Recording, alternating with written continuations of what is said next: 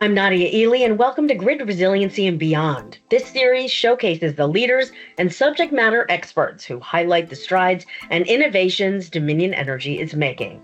Today's discussion covers electrification and battery storage solutions.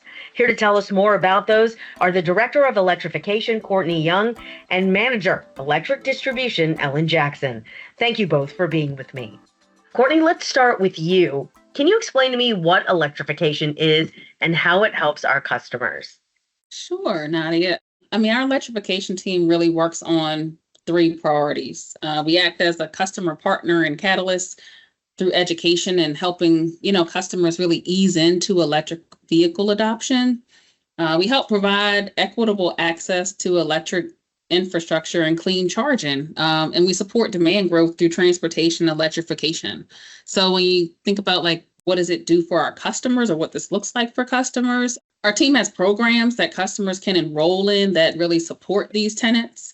We have a website on dominionenergy.com in which customers can look at EV offerings. They can explore details of different electric vehicles and how there may be savings if they were to move from a gas vehicle. Once a customer purchases an electric vehicle, they can utilize our team to install an in-home charger in which they can pay for that charger on their Dominion Energy bill. We support clean energy pupil transportation by working with our local school partners on obtaining and supporting our electric school bus program. And we support larger customers as well. We offer turnkey service to install, electric vehicle chargers for multifamily communities. And we have programs for large commercial customers that are considering transitioning their vehicles from gas to electric. We offer free advisory services. So really, ultimately, our goal is on educating customers in driving electric vehicle adoption. Thanks, Courtney. Ellen, turning to you now. When people talk about battery storage, what exactly are they referring to, and how does it provide support to the grid?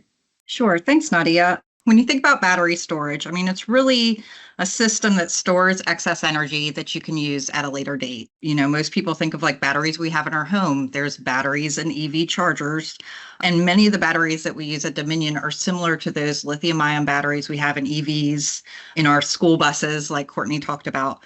A lot of those are a lot larger than what you'd think about in EVs. So they can be charged from renewable energy sources like solar or wind, or they can be charged directly from the grid.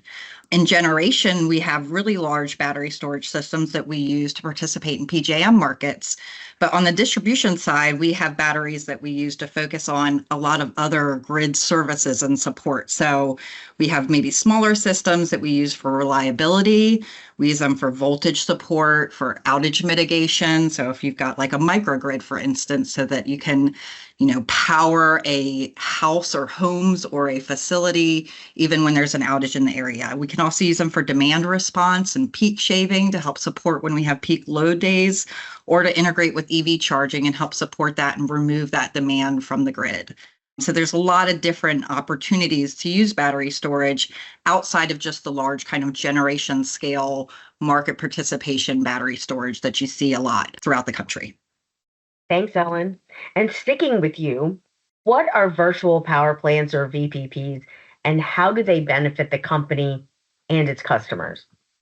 Thanks, Nadia. So virtual power plants, you hear them called VPPs a lot. They're, kind of a new idea that I think is growing a lot within the industry.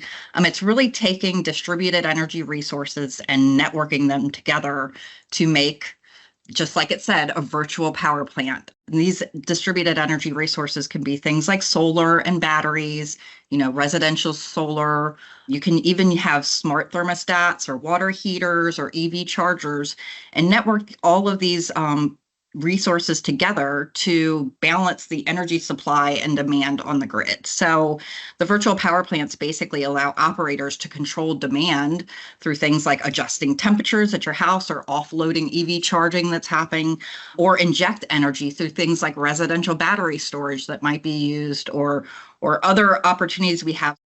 And Courtney, a quick follow-up to that. Can you discuss how batteries and EVs together can support VPPs in the future?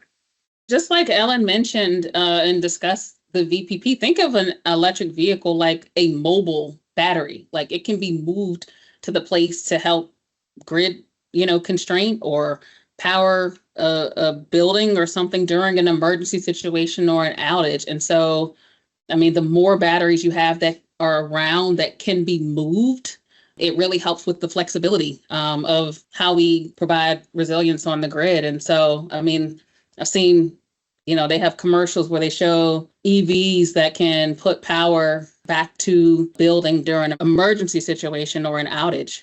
And so I would say that's how really EVs would support something from a virtual power plant. Both. So the last question I am going to direct to both of you. What are some of the leading electrification and battery storage initiatives happening at Dominion Energy right now? Alan, let's start with you. Okay, sure. So on the battery storage side, specific to distribution, we've got a lot of really cool initiatives that are in the works. We have a couple of different pilots that are part of the Grid Transformation and Security Act. One is to pilot a microgrid at our training center, and that battery storage system will be able to support the training center in the event of an outage or offload the training center when we need to reduce demand on the grid there, as well as provide us an opportunity to train our employees on battery storage systems, how they operate, how we can repair and maintain them, how they interact with the grid. On top of that, we've got another pilot program similar to do a microgrid, but this one's behind the meter. So it's at a customer site. It's actually at Virginia State University. It's going to be supporting their multi-purpose center, so their large arena there. It's going to provide backup power for the customer, but also be available for Dominion to use for grid support. So we'll be able to understand how we can partner with the customer and both get benefit from battery storage, and that can help us evolve future programs around customer-sited battery storage.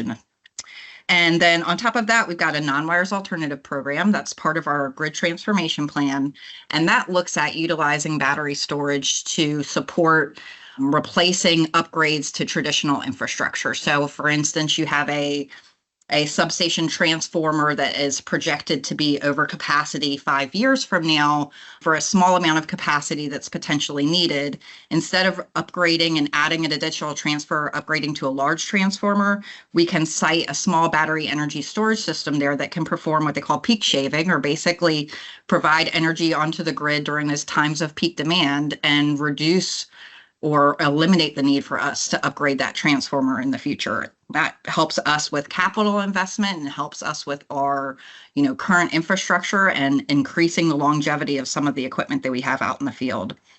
And then the last program we have on the distribution side is a mobile energy storage pilot. So similar to some of what Courtney talked about with the mobile energy, it's really interesting to be able to take these batteries and move them around to where they're most suited at the time. So we've got a pilot that will be supporting initially the Virginia Department of Emergency Management and some of their locations for outage mitigation during emergency events so that they can, continue to maintain their facilities and support people if there is an emergency.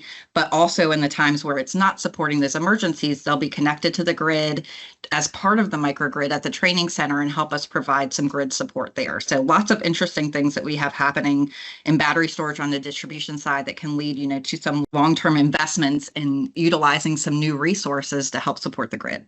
That's all fantastic stuff. I would say from the electrification side, we've been focused on a lot of the vehicle to grid technology. Like just in the past few weeks, our team worked with our vendor partners and really led successfully the largest utility-led electric school bus vehicle to grid discharging event in the United States. And we were really able to utilize the electric school buses and return energy back to the grid. It's like super innovative.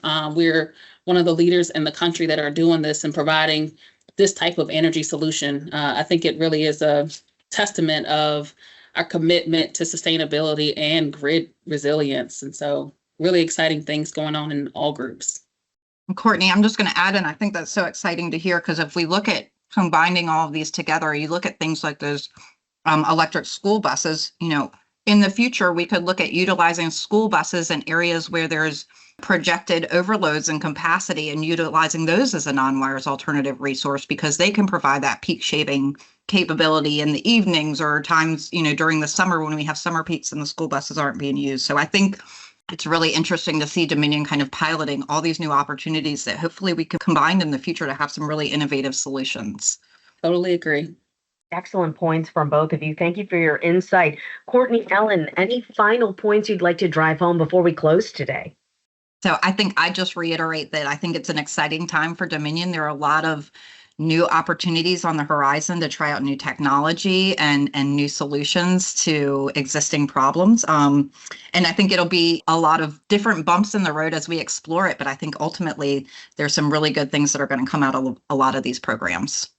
Yeah, I couldn't agree more. We are really doing a lot of innovative things within our groups and really exploring technology that really help our mission, looking to provide great solutions for reliable power. And so I would agree it's an exciting time to be here.